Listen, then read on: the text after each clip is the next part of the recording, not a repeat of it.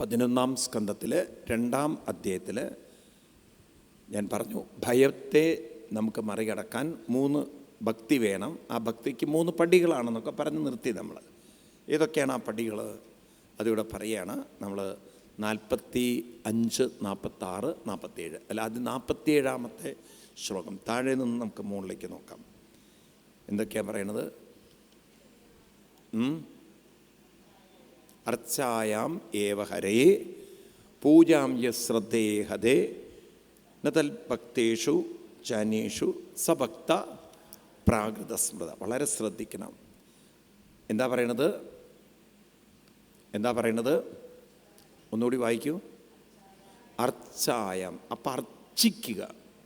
അപ്പം തുടക്കത്തിൽ മനസ്സിനെ ഏകാഗ്രമാക്കാൻ ഒരു വിഗ്രഹത്തെ അർച്ചിക്കേണ്ടതുണ്ട്.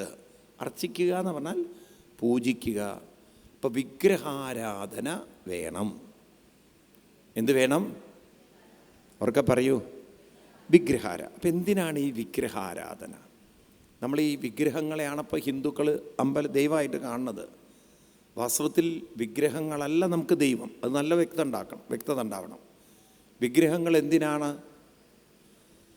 അപ്പോൾ മനസ്സിലാക്കുക, മനുഷ്യൻ്റെ മനസ്സ് ഇന്ദ്രിയങ്ങളിൽ, പ്രാണനോട് ചേർന്ന് ഇന്ദ്രിയങ്ങളിൽ വ്യാപിച്ചിരിക്കുകയാണ്. എവിടെയാണ് മനസ്സ്? ഇന്ദ്രിയങ്ങൾ. ഇപ്പം നമ്മുടെ കണ്ണിനൊരു കരട് വീണ പെട്ടെന്ന് നമ്മൾ ഇറിറ്റേറ്റഡ് ആവുന്നു. ആ ഇറിറ്റേഷൻ വരാൻ കാരണം മനസ്സ് കണ്ണിൽ പ്രവർത്തിക്കുന്നുണ്ട്. മനസ്സ് കണ്ണിൽ പ്രവർത്തിക്കുന്നതുകൊണ്ടാണ്. ശരീരത്തിൻ്റെ എവിടെ ഒരു ആരെങ്കിലും സ്പർശിക്കുക, എന്തെങ്കിലും തൊട്ട് കഴിഞ്ഞാൽ പെട്ടെന്ന് നമ്മൾ അറിയുന്നുണ്ട്. ഉണ്ടോ? അപ്പം നമ്മുടെ മനസ്സ് എവിടെ ഇരിക്കുന്നത്? ത്വക്കിൽ, അതായത് സ്പർശത്തിലിരിക്കുന്നുണ്ട്. ഇന്ദ്രിയങ്ങളിലെല്ലാം ഇരിക്കുന്നുണ്ട്. ശബ്ദം നമ്മൾ കേൾക്കുന്നുണ്ട്. ഉണ്ടോ? ഉറക്കെ പറയൂ. അപ്പം മനസ്സെന്ന് പറയുന്നത് ഇന്ദ്രിയങ്ങളിലും, അവിടെയും നിൽക്കുന്നില്ല, വിഷയങ്ങളിലും. എവിടെയാണ്? അപ്പം വിഷയങ്ങളിലാണ് മനസ്സ് എന്ന് പറഞ്ഞാൽ എന്താണ്? അതിനിപ്പോൾ ഒരു ശബ്ദം കേട്ടാൽ ആ ശബ്ദത്തിൻ്റെ കൂടെ പോയി മനസ്സ്. ആണോ? ഇപ്പം എന്തെങ്കിലും കാഴ്ച കണ്ടാൽ ആ കാഴ്ചയുടെ കൂടെ മനസ്സ് പോയി. എന്നു മാത്രമല്ല, മനസ്സിന് വേറൊരു പ്രത്യേകത, എന്തെങ്കിലും കിട്ടിയിട്ടില്ല അല്ലെങ്കിൽ എന്തെങ്കിലും നഷ്ടപ്പെട്ടു എങ്കിൽ മനസ്സതിൽ കുരുങ്ങിക്കിടക്കും. അപ്പോൾ നിങ്ങൾ പാലക്കാട് ടൗണിൽ പോയി അവിടെ ചെന്ന് ഒരു ഡ്രസ്സ് കണ്ടു. അപ്പം നിങ്ങളത് വാങ്ങിക്കാൻ തീരുമാനിച്ചു. അവർ വലിയ വില പറഞ്ഞു. അപ്പം നിങ്ങൾ കുറച്ച് പറഞ്ഞു. അപ്പോൾ ഏറെക്കുറെ അടുക്കുന്ന് കണ്ടു. അവസാനം നിങ്ങൾ കുറച്ചുകൂടിയൊക്കെ കുറയ്ക്കാൻ പറ്റുമോ നോക്കി. അവസാനം അയാൾ തരില്ല എന്ന് പറഞ്ഞു. അപ്പോഴേക്കും വേറൊരാൾ നിങ്ങളുടെ മുന്നിൽ നിന്ന് അത് വാങ്ങിച്ചും കൊണ്ടുപോയി. ആ ദിവസം മുഴുവൻ എന്തായിരിക്കും ചിന്ത? അത് മേടിക്കായിരുന്നു അല്ലേ? മനസ്സതിൽ തന്നെ കുരുങ്ങിക്കിടക്കും. അത് തന്നെ അയവിറക്കി. ഇത്തരത്തിലുള്ള ദുർബലതകളൊക്കെ ഏതിനുണ്ട്? പറയൂ. മനസ്സിനുണ്ട്. ഇനിയിപ്പോൾ SSLC റിസൾട്ടും +2 റിസൾട്ടൊക്കെ വരുമ്പം കാണാം. മനസ്സിലായില്ലേ? തനിക്ക് മാർക്ക് കുറഞ്ഞതിലല്ല വിഷമം, തൻ്റെ കൂടെയുള്ളവർക്ക് കൂടിയതിൽ അങ്ങനെ വിഷമിക്കും. എന്നല്ല, അവൻ അത്രയും കിട്ടിയല്ലോ, അവൻ പഠിക്കാതെ എങ്ങനെ അവന് മാർക്ക് കിട്ടി, ഞാൻ ഇത്രയും മെനക്കെട്ടിട്ട് എനിക്ക് കിട്ടിയില്ല, അവർക്കെങ്ങനെ കിട്ടി. മനസ്സങ്ങനെ കുരുങ്ങി കിടക്കും. ആണോ അല്ലയോ? ഇനിയിപ്പോൾ പ്രേമിച്ചൊക്കെ കല്യാണം കഴിച്ച് കുറേ കഴിഞ്ഞപ്പം ആളുടെ സ്വഭാവമായിട്ട് അഡ്ജസ്റ്റ് ചെയ്യാൻ പറ്റില്ല. എന്നാൽ എന്തിനാ ഈ കുരുതം കെട്ടവനെ കിട്ടിയത്, എന്തിനാ കിട്ടിയത്, എന്തൊക്കെ നല്ല ആലോചനകൾ വന്നു. അന്ന് തന്നെ പലരും പറയാറുണ്ട്, പ്രേമിച്ചതിനെ കെട്ടരുതെന്ന്. ഇങ്ങനെ സ്വയം വർത്തമാനം പറഞ്ഞ് തൻ്റെ നഷ്ടത്തെ അയവിറക്കിക്കൊണ്ടേയിരിക്കും. ഉണ്ടോ ഇല്ലയോ? ചില തീരുമാനങ്ങളൊക്കെ നമ്മൾ എടുക്കാൻ വൈകിപ്പോയാൽ പിന്നെ അതിനെക്കുറിച്ചിരുന്ന് ഖേദിക്കും. ആണോ? എന്താ മിണ്ടാത്തത് നിങ്ങൾ? എല്ലാം കഴിഞ്ഞിട്ടാണ് ആൾക്കാർക്ക് ബോധം ഉണ്ടാവുക. നോക്കൂ, നിങ്ങൾ തിരിച്ചറിവ് വരുമ്പോഴേക്കും സമയം കഴിവുണ്ട്, എല്ലാം കഴിഞ്ഞിട്ടുണ്ടാവും. മനസ്സിലായില്ലേ? പിന്നെ അതിനെക്കുറിച്ചിരുന്ന് അവർ ഖേദിക്കും എന്നതുപോലെ. അപ്പം മനുഷ്യൻ്റെ മനസ്സെന്ന് പറയുന്നത് നമ്മുടെ നിയന്ത്രണത്തിലല്ല. മനസ്സ് നിയന്ത്രണത്തിൽ അല്ല, അത് പലരെയും സ്വാധീനിക്കുന്നുണ്ട്. പലരുടെയും ചിന്തകളൊക്കെ അതിനെ സ്വാധീനിച്ചിട്ടുണ്ട്. എടുത്തുചാട്ടമുണ്ട്. ഉണ്ടോ ഇല്ലയോ? അപ്പം അങ്ങനെയുള്ളൊരു മനസ്സ്, അതിനെ നമുക്ക് ഒരു ശക്തിയുള്ള മനസ്സാക്കണമെങ്കിൽ അതിനാദ്യം എന്ത് വേണം? നിയന്ത്രണം വേണം. നമ്മൾ പറയുന്നത് അനുസരിക്കുന്ന ഒരു മനസ്സാക്കണം. അപ്പം നമ്മൾ പറയുന്നത് അനുസരിക്കുന്ന മനസ്സാക്കണമെങ്കിൽ അതിന് ഏകാഗ്രത വേണം. എന്ത് വേണം? ഇപ്പം നമ്മുടെ പൂർവികന്മാർ ഏകാഗ്രത ഉണ്ടാക്കുന്നതിന് വേണ്ടി തന്നിരിക്കുന്നതാണ് ഏത്? വിഗ്രഹാരാധന എന്ന് പറയുന്നത്. അപ്പോൾ വിഗ്രഹത്തിൻ്റെ ലക്ഷ്യം ഏകാഗ്രമായൊരു മനസ്സിനെ നേടൽ. ഇത് നമ്മളാരും മനസ്സിലാക്കിയില്ല. ഏകാഗ്രതയുള്ളൊരു മനസ്സ് വേണം. ഒന്നുകൂടി ശ്രദ്ധിക്കാം. നമ്മൾ ഈ ഏകാഗ്രത എന്ന് പറയുമ്പോണ്ടല്ലോ, ഒരു കുട്ടികൾ പഠിക്കുന്ന സമയത്തൊക്കെ ശ്രദ്ധയില്ലാതെ പഠിച്ചു കഴിഞ്ഞാൽ എന്ത് കേട്ടാലും, ഒരു കാര്യത്തിൽ നമുക്ക് ശ്രദ്ധയില്ലെങ്കിൽ, അതായത് വേണ്ടത്ര കോൺസെൻട്രേഷൻ ഇല്ലെങ്കിൽ, എന്ത് കേട്ടാലും പെട്ടെന്ന് നമ്മളത് മറന്നുപോകും. പെട്ടെന്ന് നമ്മുടെ തലയിൽ ഓർമ്മ വരില്ല. അപ്പം മനസ്സ് മറക്കാതിരിക്കണമെങ്കിൽ മനസ്സിനെ ഒരേ കാര്യത്തിൽ തന്നെ പിടിച്ചു നിർത്താൻ നമുക്ക് സാധിക്കണം. അപ്പം നമ്മുടെ പൂർവികർ നമുക്ക് വിഗ്രഹാരാധന തന്നിരിക്കുന്നു. ഇതിൻ്റെ പേര് ക്രിയായോഗം എന്ന് പറയും. ഗീതയിൽ 12-ാം അധ്യായത്തിൽ 5-ാം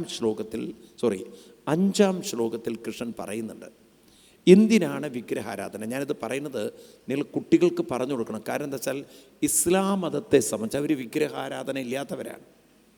അവർക്ക് വിഗ്രഹാരാധന ഇല്ല. അവർ പറയുന്നു ദൈവത്തിന് രൂപമില്ലയെന്ന്.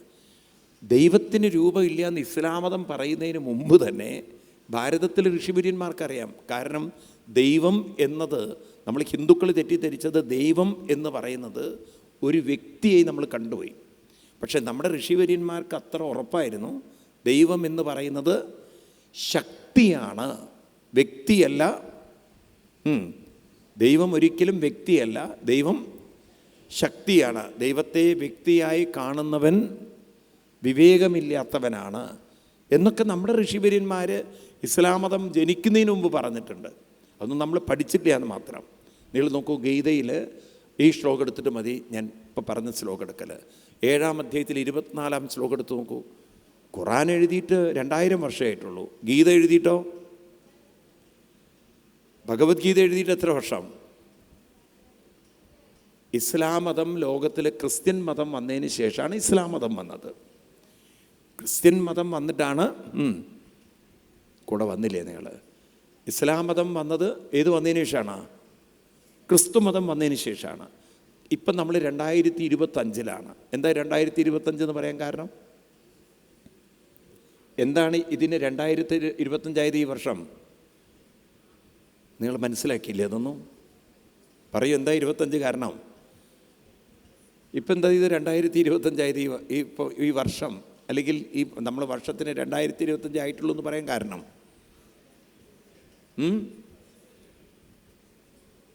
സുവിശേഷാണോ? AD BC എന്നൊക്കെ പറഞ്ഞ സുവിശേഷാണോ?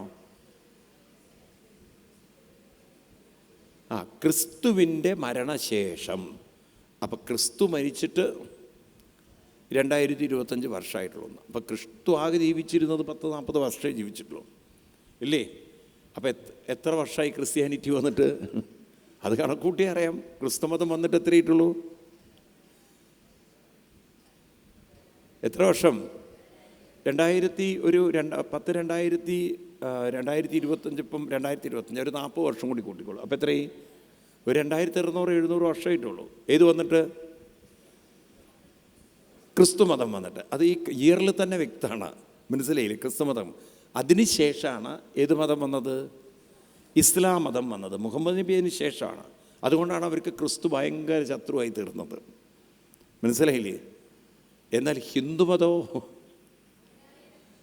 അത് 5000 വർഷം പഴക്കമുള്ള, ഇന്നും മഹാഭാരതത്തിൻ്റെ കാലം അളക്കാൻ പറ്റിയിട്ടില്ല. ഗീതയുടെ കാലം കൃത്യമായി ഗണിക്കാൻ പറ്റിയില്ല, മനസ്സിലായില്ലേ? മനസ്സിലാവുണ്ടല്ലോ. ക്രിസ്തു ജനിക്കുന്നതിന് മുമ്പ് എഴുതി വച്ച പുസ്തകങ്ങളാണ് ഗീതയും ഭാഗവതവും ഭാരതവുമൊക്കെ. അപ്പം 5000 വർഷങ്ങൾക്ക് മുമ്പ് തന്നെ ഗീതയിലെ വരികളെടുത്ത് നോക്കൂ നിങ്ങൾ. 7:24 ഗീത പഠിക്കണം, അപ്പോഴേ നിങ്ങൾക്കത് മനസ്സിലാവുള്ളൂ. എന്താ പറയണത്? അവ്യക്തം. അവ്യക്തം എന്ന് പറഞ്ഞാൽ വ്യക്തമല്ലാത്തത്, അങ്ങനെയല്ലേ അർത്ഥം വരുന്നത്? വ്യക്തം അല്ലാത്ത. അപ്പോൾ വ്യക്തമല്ലാത്തതെന്ന് പറഞ്ഞാൽ കണ്ണുകൊണ്ടൊരിക്കലും കാണാൻ പറ്റില്ല. അപ്പം നമ്മൾ എന്താർത്ഥം എടുക്കണം? സൂക്ഷ്മമായത്. എന്താർത്ഥം എടുക്കണം? സൂക്ഷ്മമായതിനെ ആരും കണ്ണുകൊണ്ടൊരിക്കലും കാണാൻ പറ്റില്ല. അപ്പം അവ്യക്തമായ, എന്താ അടുത്ത വരി? അവ്യക്തം വ്യക്തിമാപന്നം മന്യന്തേ മാം അബുദ്ധയാന്നാണ്. അപ്പം അവ്യക്തമായ എന്നെ ആരാണോ വ്യക്തിയായി കാണുന്നത്, മാനിക്കുന്നത്, അവർ ബുദ്ധിയില്ലാത്തവരാണെന്ന് അന്ന് എഴുതി വെച്ചിട്ടുണ്ടെങ്കിൽ അപ്പം വിഗ്രഹമാണോ ദൈവം? കാണാൻ പറ്റുന്നൊരു വിഗ്രഹമാണോ? എന്താ മിണ്ടാത്ത നിങ്ങൾ? ആണോ? പക്ഷേ ഹിന്ദു ജന്തു ആയതുകൊണ്ട് അങ്ങനെ പഠിപ്പിച്ച് കളഞ്ഞു. എന്ത് വിഗ്രഹമാണ് ദൈവം, വിഗ്രഹമാണ്. ഈ കുട്ടികളൊക്കെ അങ്ങനെയാണ് നിങ്ങൾ വഴിതെറ്റിച്ചത്. ഇപ്പം ശാസ്ത്രപ്രകാരമല്ല നമ്മൾ വളർന്നത്. ഇപ്പം കാണാൻ പറ്റുന്ന ഒരു രൂപമായിട്ടല്ല ഈശ്വരനെ അവതരിപ്പിക്കണം. അപ്പം നമ്മൾ ഈശ്വരൻ ആരാണ്? അവ്യക്തം എന്ന് പറഞ്ഞാൽ അർത്ഥം ഏതെടുക്കണം? അവ്യക്തം എന്ന് പറഞ്ഞാൽ ഏതർത്ഥം എടുക്കണം? അതിനാണ് ഗീത പഠിക്കുന്നത്. നോക്കൂ, നമ്മൾ ഇപ്പം നിങ്ങളൊക്കെ ഇങ്ങനെ ഈ അന്തം വിട്ട കുന്തം പോലെ ഇരിക്കുന്നത് എന്തുകൊണ്ടാണ്? നമുക്ക് ശാസ്ത്രം പഠിച്ചിട്ടില്ലേ നമ്മൾ. ഇപ്പം മുസ്ലിങ്ങളെ സംബന്ധിച്ച് അവർ ഖുറാൻ പഠിക്കുന്ന പോലെ. അതായത് ഇതെന്ത് പറ്റിച്ചാൽ വാസ്തവത്തിൽ നമ്മളൊരു വലിയ ചതിയിൽപ്പെട്ടവരാണ് ഹിന്ദുക്കൾ. ഇവിടെ രാജ്യത്തിന് സ്വാതന്ത്ര്യം കിട്ടുമ്പോൾ തന്നെ ഇവിടെ നെഹ്റുവിനെയൊക്കെ ഉണ്ടല്ലോ, ഇസ്ലാം ചിന്തകൾ വളരെ സ്വാധീനിച്ചിരുന്നു. സത്യത്തിൽ ഈ ഇസ്ലാം മത ചിന്തകന്മാർക്ക് അറിയാമായിരുന്നു, ക്രിസ്ത്യൻ ചിന്തകന്മാർക്കും, ഗീതയൊന്നും പഠിപ്പിച്ചു പോയാൽ അവരുടെ മതം നിൽക്കില്ല എന്നുള്ളത്. കാരണം അവരുടെ മതത്തിൻ്റെ ചിന്തകളേക്കാൾ വളരെ ഉന്നതമായ ചിന്തകളുള്ള ഗ്രന്ഥമാണ് ഈ ഗീതയും മറ്റുമൊക്കെ. ഇപ്പോൾ ഗാന്ധിജി ഗീതയൊക്കെ കൊണ്ടു നടന്ന ആളാണ്. ഗീതയാണ് എൻ്റെ അമ്മ എന്നൊക്കെ പറഞ്ഞ ആളാണ് ആര്? എന്നാൽ എന്താ ഈ ഗീതയെ ഇങ്ങോട്ടൊരു ഹിന്ദു ഭാരതത്തിൻ്റെ ഒരു ഗ്രന്ഥമാക്കാൻ പറ്റാതിരുന്നത്? കാര്യം ഇതിൻ്റെ ഭവിഷ്യത്ത് അവർക്ക് അറിയാമായിരുന്നു. ഇത് പഠിച്ചു കഴിഞ്ഞാൽ മറ്റു മതങ്ങളൊന്നും നിലനിൽക്കില്ല എന്ന്. പക്ഷേ ഹിന്ദുവിൻ്റെ ഒരു സർവനാശം എന്ന് പറയാലോ. പിന്നെ പുസ്തകം എന്ന് പറയുന്ന ബന്ധമില്ലാതെയായിപ്പോയി. വെറും കല്ല് ദൈവമായിട്ട് ആരാധിക്കാൻ തുടങ്ങി. അപ്പം അവർക്കും അതായിരുന്നു വേണ്ടത്, നമ്മളെ ആ ഒരു ലെവലിൽ പിടിച്ച് നിർത്തലായിരുന്നു. മനസ്സിലായില്ലേ? ഒരു വിഗ്രഹത്തെ ആരാധിക്കുന്നതാണ് ദൈവാരാധന എന്ന രീതിയിൽ ഹിന്ദുക്കൾ അധപ്പതിച്ചു പോയി. വാസ്തവത്തിൽ നമ്മളതൊരു അധപ്പതനമായിരുന്നു. അത് വാസ്തവത്തിൽ അത് ഉന്നതമായിരുന്നില്ല. അതുകൊണ്ടാണ് ഒരു കാലഘട്ടത്തിൽ ശ്രീബുദ്ധനെ പോലുള്ളവർ വിഗ്രഹം നിഷേധിച്ചത്. അയാൾ ഹിന്ദുവായിരുന്നു. ബുദ്ധൻ, മഹാവീരൻ ഹിന്ദുവായിരുന്നു. ഇവരൊക്കെ ഹിന്ദുക്കളായിരുന്നു. ഈവൻ ഗുരുനാനാക്ക് ഹിന്ദുവായിരുന്നു. അവരൊക്കെ വിഗ്രഹാരാധന വിട്ടു. എന്തുകൊണ്ടാണ് വിഗ്രഹം ദൈവമാക്കി ഹിന്ദുക്കൾ കൊണ്ടു നടന്നു? അത് അവർക്ക് ഉൾക്കൊള്ളാൻ പറ്റില്ല. കാരണം അവർ ഗീതയും ഭാഗവതമൊക്കെ പഠിച്ചവരായിരുന്നു. അവർ നോക്കുമ്പോൾ ഇതൊന്നും ശാസ്ത്രസമ്മതമല്ല, ഇത് ജന്തുക്കൾ അങ്ങനെ കൊണ്ടു നടന്ന് ശീലിച്ചതാണ്. അപ്പം അതാണ് നമുക്കൊക്കെ പറ്റിയ വലിയ വീഴ്ചയും. അപ്പം അതുകൊണ്ട് മനസ്സിലാക്കുക, നമ്മളെ സംബന്ധിച്ച് നമ്മൾ ഒരു ഗ്രന്ഥപരിചയം ഇല്ലാത്തത് കൊണ്ട് നമുക്ക് ഉത്തരങ്ങളില്ല. നിൽക്കട്ടെ, ഞാൻ അവ്യക്തം എന്നുള്ളൊരു വാക്ക് പറയാനാണ് ഇതൊക്കെ വന്നത്. അവ്യക്തം എന്നുള്ള വാക്കിൻ്റെ അർത്ഥം 13-ാം അധ്യായത്തിൽ ഒരു 20-ാമത്തെ ശ്ലോകമൊക്കെ എടുത്താൽ നിങ്ങൾക്ക് കാണാം. ഉത്ക്രാമന്തം സ്ഥിതം വാപി ഭുഞ്ചാനം വാ ഗുണാന്വിതം ഉപദൃഷ്ടാനുമന്താച്ച 13-ാം അധ്യായത്തിൽ എത്രാമത്തെ ശ്ലോകം? 23. ഉപദൃഷ്ടാനുമന്താച്ച ഭക്താഭുക്ത മഹീശ്വര പരമാത്മാ ഇത്യുക്ത ദേഹേസ്മിൻ പുരുഷപ്പര. അപ്പം അസ്മിൻ ദേഹേ, ഈ ദേഹത്തിൽ, പുരുഷരൂപത്തിൽ, ഏത് പുരുഷൻ എന്ന് പറഞ്ഞാൽ പരമാത്മരൂപത്തിൽ ഇരിക്കുന്ന ആ ശക്തി തന്നെയാണ് അവ്യക്തമായ ഈശ്വരശക്തി. അപ്പം നോക്കൂ, അവ്യക്തമായ ഈശ്വരൻ അസ്മിൻ ദേഹേ എടുത്തു പറയാണ്. എവിടെ തന്നെയാണ്? എവിടെയാണ്? അപ്പം ഈശ്വരനെ അന്വേഷിച്ച് കല്ലിലേക്കല്ല നോക്കേണ്ടത്, ഈശ്വരനെ അന്വേഷിച്ച് തന്നിലേക്ക് തന്നെയാണ് നോക്കേണ്ടതെന്ന് ഗീതയിൽ വ്യക്തമാണ്, ഒരു സംശയമില്ലാത്ത വിധത്തിൽ. അപ്പം ഇങ്ങനെ തന്നിലേക്കാണ് നോക്കേണ്ടത്. പക്ഷെ തന്നിലേക്ക് നോക്കണമെങ്കിൽ മനസ്സിന് അത്രയും ഏകാഗ്രത വേണം. അപ്പം അങ്ങനെ വ്യാപിച്ചിരിക്കുന്ന ഇന്ദ്രിയങ്ങളിൽ പരന്നു കിടക്കുന്ന മനസ്സിനെ ശക്തിപ്പെടുത്തണമെങ്കിൽ, ഏകാഗ്രത ഉണ്ടാവണമെങ്കിൽ അതിനൊരു എന്ത് വേണം? കോൺസെൻട്രേറ്റ് ചെയ്യാൻ ഒരു രൂപം വേണം. ഏതെങ്കിലും ഒന്നിൽ നോക്കൂ, നമ്മൾ കുട്ടികളെയൊക്കെ പഠിപ്പിക്കുന്ന ഈ ടെക്നിക്കാണ്. കുട്ടികൾക്കൊക്കെ ഒരു കാര്യം പറഞ്ഞു കൊടുക്കാൻ എന്തെങ്കിലും കാണാനൊരു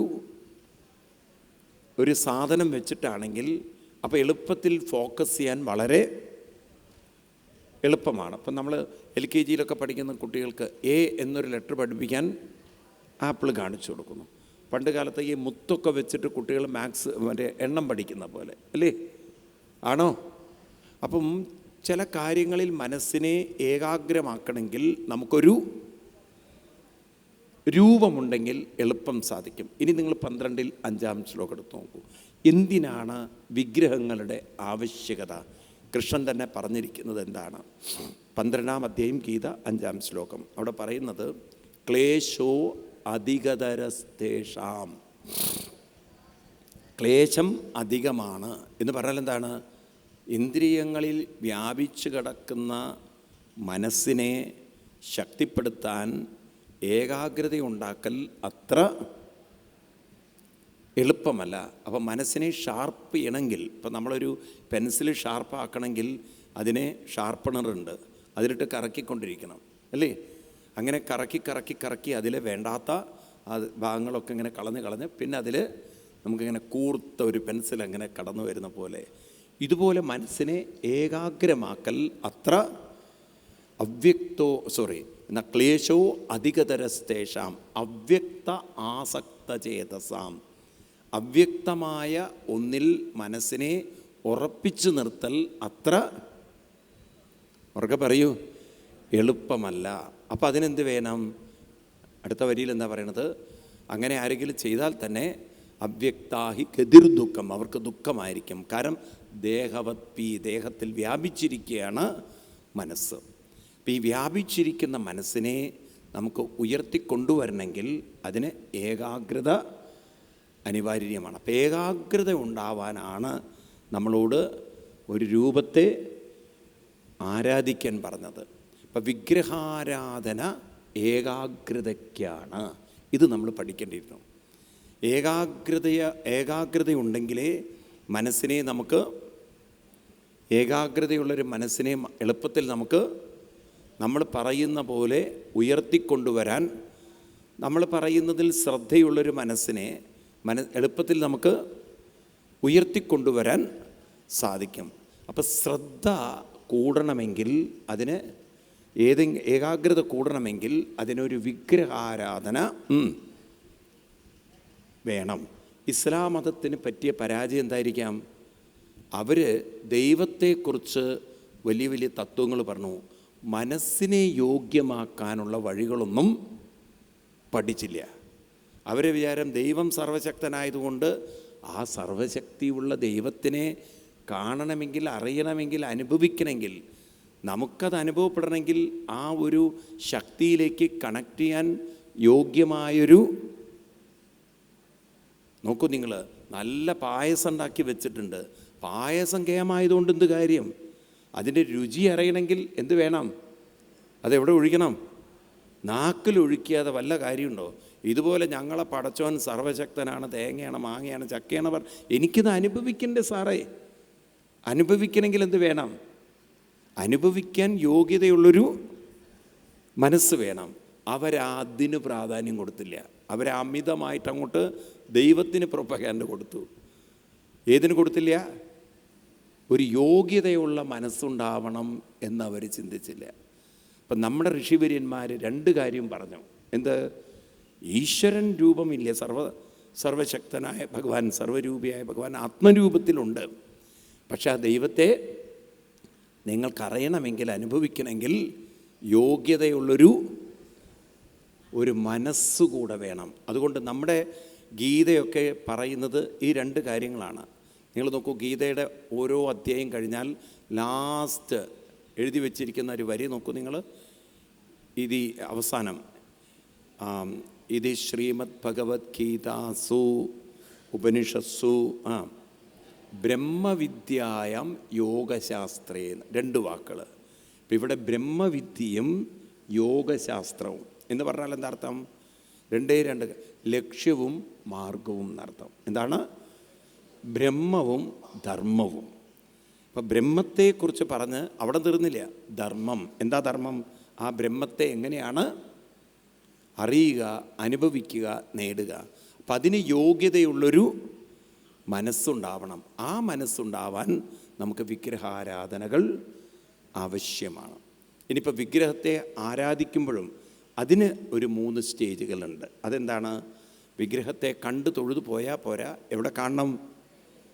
മനസ്സിൽ ആ രൂപത്തെ കണ്ട് നാമത്തിലൂടെ ശ്രദ്ധിക്കണം. നമ്മൾ ആ വിഗ്രഹത്തെ കാണണം. അപ്പം നാമം ജപിച്ചുകൊണ്ട് രൂപത്തെ കാണണം. അപ്പം ശ്രദ്ധ ഏതിലേക്ക് കൊണ്ടുവന്നു? രൂപത്തിൽ നിന്നും നാമത്തിലേക്ക് കൊണ്ടുവന്നു. നാമത്തിൽ നിന്നും പിന്നീട് തത്വത്തിലേക്ക് കൊണ്ടുവരണം. അപ്പം രൂപം, നാമം, തത്വം ഏതൊക്കെയാണ്? അപ്പം നമ്മൾ രൂപം കണ്ട് തൊഴുതാൽ പോരാ. ആ രൂപം കാണുമ്പോൾ തന്നെ ആ രൂപത്തെ മനസ്സിൽ കണ്ട് ജപിക്കണം. അങ്ങനെ ജപിച്ച് ജപിച്ച് ജപിച്ച് ജപിച്ച് ജപിച്ച് കുറേ കഴിഞ്ഞാൽ ഏത് മനസ്സിലാക്കണം? ഇതൊക്കെ എനിക്ക് ജപിക്കാൻ സ്വാതന്ത്ര്യം തരുന്ന, കരുത്ത് തരുന്ന ഒരു ബോധമുണ്ട്. ബോധമുള്ളത് കൊണ്ടാണ് എനിക്കിതെല്ലാം ജപിക്കാൻ സാധിക്കുന്നത്. അപ്പോൾ ആ ബോധമാണ് സത്യം. എന്നെ ഉണർത്തിയത് ആരാണ്? ബോധമാണ്, ഞാനല്ല ഉണർത്തിയത്. അപ്പോൾ എന്നെ ഉണർത്തിയൊരു ബോധം, എനിക്ക് സ്വാതന്ത്ര്യം തരുന്ന ബോധം, എനിക്ക് ചൊല്ലാൻ കഴിവ് തരുന്നൊരു ബോധം, അറിവ് തരുന്നൊരു ബോധം. ആ ബോധം ഞാനാണോ ഉണ്ടാക്കിയത്? ആണോ? ബോധം ഞാനാണോ ഉണ്ടാക്കിയത്? അല്ല. എൻ്റെ മനസ്സിനെ ഞാനാണോ ഉണർത്തിയത്? അല്ല. അപ്പം എൻ്റെ മനസ്സിനെ ഉണർത്തിയ ആ ബോധം, അതിൽ നിന്നാണ് ഞാൻ പോലും വന്നതെങ്കിൽ ഞാൻ പോലും ആ ബോധത്തിൻ്റെ ഒരു അംശമാണ്. അതിലേക്കാണ് എന്നെ അർപ്പിക്കേണ്ടത്, അല്ലേ? ഇതിനെല്ലാം പിന്നിലുള്ള അനന്തബോധത്തെ ഉൾക്കൊണ്ടുകൊണ്ട് നമ്മൾ കുറച്ച് നേരം അങ്ങനെ നാമം ചൊല്ലി ശീലിച്ചാൽ എന്തായി? ഈ ജപശക്തി കൊണ്ട്, ആവർത്തനം കൊണ്ട് മനസ്സ് ക്രമേണ ക്രമേണ ശക്തി പ്രാപിച്ച് അങ്ങനെ നാമം ജപിച്ച അവസാനം ബോധത്തെ നമ്മൾ കാണുമെന്ന് പറയാണ്. ആരെ? എന്ന് മാത്രമല്ല, ആ ബോധം എന്നെ മാത്രമല്ല നിലനിർത്തുന്നത്, എല്ലാവരെയും നിലനിർത്തുന്നത് ഒരേ ബോധമാണെന്ന ഒരു ദർശനവും കിട്ടും. മനസ്സിലായില്ലേ? അപ്പം നമ്മൾ മനസ്സിനെ രൂപത്തിലൂടെ ഏകാഗ്രമാക്കി, നാമത്തിലൂടെ ശക്തമാക്കി, അവസാനം തത്വത്തിലൂടെ എല്ലാവരും വസിക്കുന്നത് ഒരേ ഈശ്വരനിലാണെന്ന ഒരു പരമമായ ഒരു അനുഭൂതിയിലേക്ക് നമ്മൾ ഉയർന്നു. ഈ ഒരു ദർശനത്തെയാണ് പൂർവികന്മാർ പറയുന്ന, ഇപ്പം നമ്മൾ കൃഷ്ണൻ്റെ കയ്യിൽ, വിഷ്ണുവിൻ്റെ കയ്യിൽ സുദർശനം, ശ്രേഷ്ഠമായ ദർശനം, ഇതിനെ പറയുന്ന പേരാണ് ബ്രഹ്മദർശനം. എന്താണ് പറയുക? ബ്രഹ്മദർശനം. എല്ലാം നിൽക്കുന്നത് ഒരേ ബ്രഹ്മത്തിലെന്ന ഒരു ബോധത്തിലേക്ക് മനുഷ്യൻ ഉയരുന്നതാണ്. അപ്പോൾ മനസ്സിന് ഇനിയും ഉയരാൻ കഴിയും, മനസ്സിന് ഇനിയും ശക്തിപ്പെടാൻ സാധിക്കും.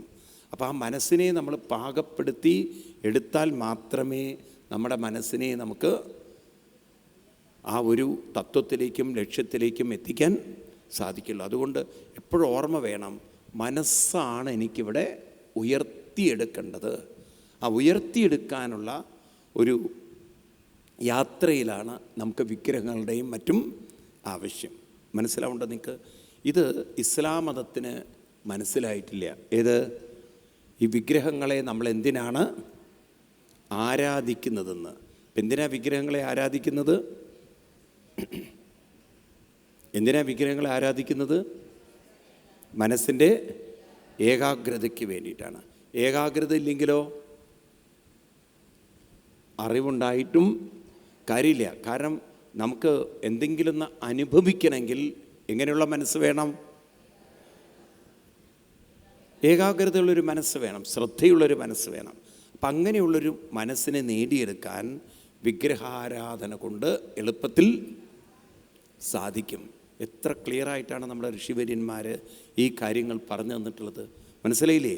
മറ്റു മതങ്ങൾക്ക് ഇത്തരം ഒരു ആശയങ്ങൾ ഇല്ലാതെ പോയതുകൊണ്ട് അവരെന്ത് ചെയ്തു? അവർ ഹിന്ദുക്കളെ കുറ്റം പറയാൻ തുടങ്ങി. വിഗ്രഹാരാധന ചെയ്യുന്നതിന് അവർ പരിഹസിക്കാൻ തുടങ്ങി. പക്ഷെ അവർ മനസ്സിലാക്കിയില്ല, ഹിന്ദുക്കൾ വിഗ്രഹങ്ങളെ ആരാധിക്കുന്നത് വിഗ്രഹങ്ങളെ, കല്ലുകളെ ദൈവമാക്കാനല്ല, മറിച്ച് മനസ്സിൻ്റെ ഏകാഗ്രതയ്ക്കാണ്. അല്ലേ? ആശയങ്ങളെ നമുക്ക് പ്രകടിപ്പിക്കണമെങ്കിൽ ചിലപ്പോൾ രൂപങ്ങൾ വേണം. ഇപ്പം നമുക്കൊരാളോട് സ്നേഹം, ഇപ്പം നിങ്ങൾ കല്യാണത്തിന് പങ്കെടുക്കുമ്പോൾ അവരോടുള്ള സ്നേഹം കാണിക്കാൻ, പ്രകടിപ്പിക്കാൻ എന്തുകൊണ്ട് കൊടുക്കുന്നു?